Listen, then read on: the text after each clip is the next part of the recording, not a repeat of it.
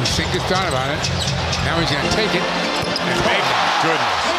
That's 7'3". The Boston Celtics have now gone to the playoffs for 9 straight years without winning the NBA title. But Kristaps Porzingis might be the missing piece they needed. The Latvian is playing his most efficient season ever, but the things didn't go as smoothly for him before. There were boos from New York fans on his draft night. Kristaps Porzingis from Liepāja, Latvia.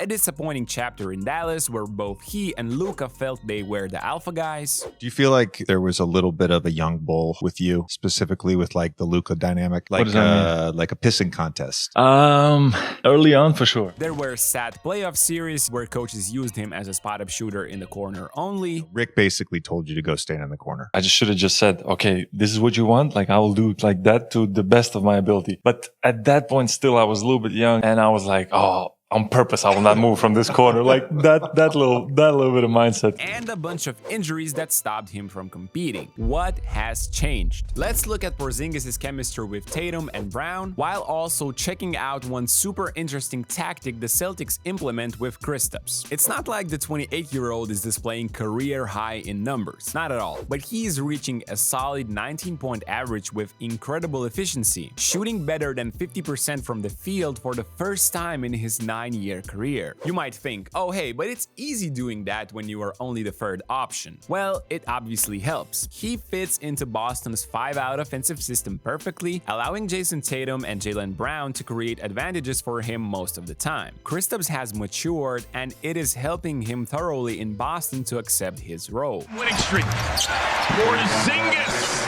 hits a 3. Advanced statistics also helps us to understand the situation better. Individual offensive play types such as posting up is down by 4%, while pick and pops, pick and rolls, and cutting are all up by 5, 8, and 3% respectively. That means Kristaps has to invent less by himself. He's still doing that, while living off of good looks created by the gravity of Tatum, Brown, and others way more. And I've been loving what I see from their chemistry point of view. It seems like Porzingis' abilities of shooting and passing are a perfect match here. The Magic defend the pop well, and Boston want to go into a second side handoff with Brown. Orlando deny it, but KP and JB are quick to counter with this beautiful keep and curl around movement, with the Latvian delivering a Jokic type of assist. Now, I'm not sure if you have felt the same, but to me it felt like Boston relied too heavily on Tatum and Brown once it mattered the most in the playoffs. Kristaps is looking like the perfect pressure releaser at the moment. Brown is again denied here, and Boston goes into the blind pig action to punish it, while Jaylen pays it back to KP with a nice lob over the defense. It's a little offensive rebound. And Porzingis with a punch up high. That's what Boston is going to get with Porzingis. Serious floor stretching in the pick and pop, not allowing the opponents to double Tatum or Brown and risking on Horford's freeze, and also some easy baskets at the rim. Watch this point action between Tatum and KP. Toronto want to cut off Jason from the ball? Okay, but be ready to counter this Howard-esque spin move and a lob from Kristaps. All of these plays are working because the opponent's big guy are glued to Kristaps on the perimeter. That opens up spaces to cut towards the rim. And with almost every team trying to deny Boston's head of the snake from the ball, they are getting 3 baskets at the rim every game. It works the other way around too. This is exactly why I'm so high on Boston's chances this year. Of course, if Porzingis can stay healthy. Celtics often use this white pin for Tatum or Brown with KP setting the screen. If the opponent is trailing, it's a 2-on-1 that might result in an alley-oop dunk. Curls in the lane, lobs it up for Porzingis and a one-handed spike. However, sometimes Boston's head coach mixes things up. Tatum fakes like he is curling or simply going towards the rim only to screen Porzingis' defender. And since we all now remember how attached the opponents are to Tatum or Brown, this means an open shot for KP every time he pops. Unfortunately, he hasn't connected on these wide open attempts much yet. Despite that, the Celtics should absolutely love the shot quality they are getting by simply involving 2 of their 3 best players. However, there is one pretty weird tendency about Porzingis' percentages from deep. On simple catch and shoots, he's below average, scoring only 0.93 points per possession, while on the pick and pop action, which is basically the same catch and shoot only with him setting a screen before, he has been fantastic at a 1.36 points per possession. With so many teams in the league, and especially potential playoff matchups in the East, deploying drop in pick and roll coverage, expect Porzingis' pop to be a huge add to Boston's offensive versatility, as he needs little to no time releasing it. Got a wide open three.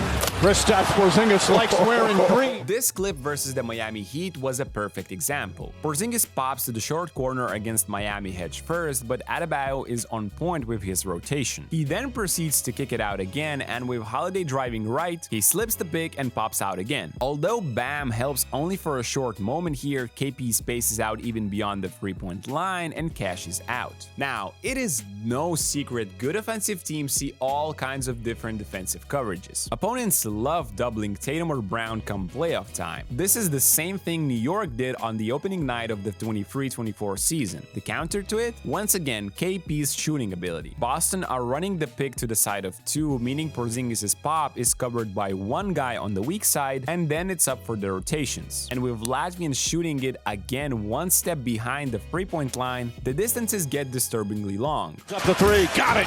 Kristaps Porzingis red hot early. As you can see, Boston's offensive versatility with Porzingis is amazing, and it's a huge factor behind their 16-5 start to the season. Last but not least, his post-ups have been amazing. In fact, they are the best in the entire league among those who do it at least once per game. The secret to this? Majority is coming against smaller guards after switches. If drop or doubles are automatical advantages for 5-out offenses, switching forces Boston to earn the points. KP's high point of weight doesn't help him to get close to the basket often, but despite that, he's able to simply shoot over most of the time. Porzingis ties it. As you can see, with Porzingis, Boston is loaded with offensive weapons. Teams will try to throw anything at them come playoff time, but if they remain smart about their options, we could witness them reaching the top. Before we look into probably the most interesting thing Boston did with Porzingis defensively, subscribe to our channel if you still haven't. Per YouTube, around 70% of you aren't subscribed, and we are giving away Giannis jersey once we hit 150k subs, so don't miss out. Okay, so on the other side of the court, we all know Kristaps' flaws. You just can't get him high up the floor on the pick and rolls. If you do, Dame Lillard's and others of his type are just going to blow by. What Boston are doing is mixing obvious with something rare and new, and the results are superb so far, as the Celtics have the 4th best defensive rating in the entire league. Of course, most of the time it's KP in the drop, forcing mid-ranges, pull-up threes after dribble, or contesting layups at the rim. The Celtics are perfectly fine with that, especially if it's Jrue Holiday contesting those shots from behind. But doing only this wouldn't go far in the playoffs. KP is not at Brook Lopez's level of a defender. So Boston has been experimenting of putting Jrue Holiday, another free agent signed this summer, on the opposing bigs. Not many of those use post-ups in modern basketball, and they much more like to play the face-up game so he can actually hold his own. Boston tried this even against Philly and Joel Embiid. This allows Porzingis to be a weak side defender, roaming freely and hunting for blocks. Against Minnesota, Jrue was guarding Cat and stayed his ground both on perimeter, he's simply quicker, and post-ups. He didn't skip a leg day in the gym, I guess. Porzingis, on the other hand, was looking after McDaniels. Side note, teams also get confused by this. Seeing Porzingis in front of wings, they look for those guys to attack in ISO instead of continuing their offense. Not only it breaks their flow, but KP has also done a solid job in those instances. Blocks the Jake McDaniels, and he does the Mutombo after. This is an interesting experiment mixing Holiday's and Porzingis' strengths together, and it's obvious the Celtics are looking for defensive versatility and multiple options in the playoffs. Can this help them to finally succeed? And what do you think of Kristaps' time in Boston so far? Let's discuss it in the comment section down below. Don't forget to like this video, and I'll see you in the next one.